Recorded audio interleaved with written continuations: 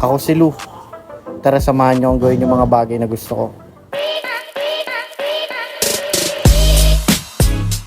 So yo, what up mga par? Alam nyo na walang iba. Dito napansin natin na parang medyo mahaba na yung buhok natin. So samahan nyo ako, magpapagupit tayo sa isang legendary barber ng Montalban, which is si Galo. So dito lang yun, banda sa Kabal, sa harap ng palengke. Dire-diretso nyo lang, tapos makikita nyo sa may green, si Awet. Ay hindi pala, yung Alabin Barber Shop. So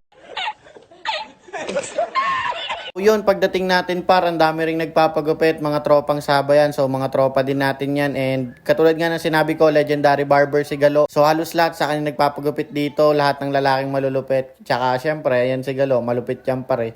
Tignan mo naman.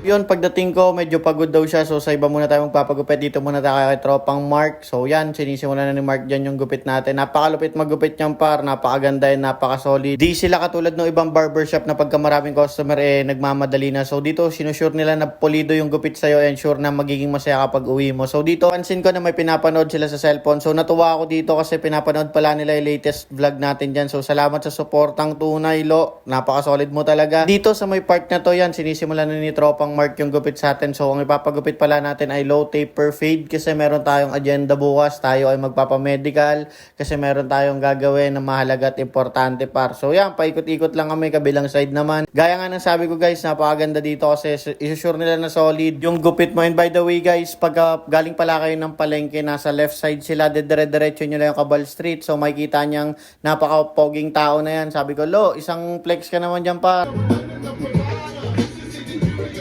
Pre, bakit ka muna dyan, pre? Bakit ka? Pre, makita mo lang, isang ngiti lang, pre. Pre, isang ngiti lang. Isang ngiti lang. Uy! Pre, isang ngiti lang para lang makita nila yung tiyatago mo, pre. Pre, tika lang sa salamin. Bukas pa yun, lahat bukas. Tika lang sa salamin. Maganda. Lo! Pero yun nga guys, kidding aside, napakaganda magpagupit dito kasi napaka-friendly ng mga barber. Makakwentuhan nyo sila and yan, pakit ulit sa Jampar. Oh my God! Wow! Joke lang Lo, baka di mo nakaguwitan. Pero yun nga guys, sobrang marirecommend ko dito guys kasi both barbers are good sa skills na meron sila. Magaling maggupit and pag gusto nyo man ng design, pwede sila mag-design yan. Pakit na naman siya Jampar. Lo, isang ngiti lang Lo.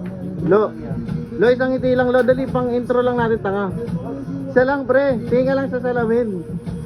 Lo, dito ka mapilit, isa lang pre. Pre, isa lang, isang ngiti lang.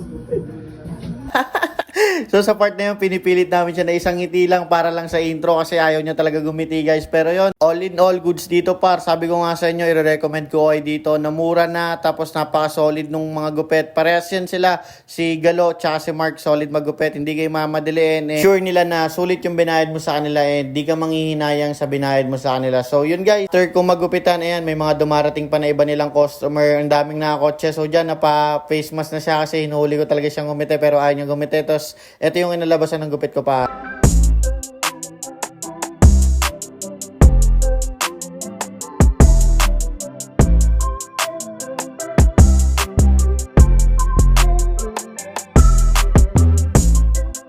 So yun lang par, see you sa next vlog.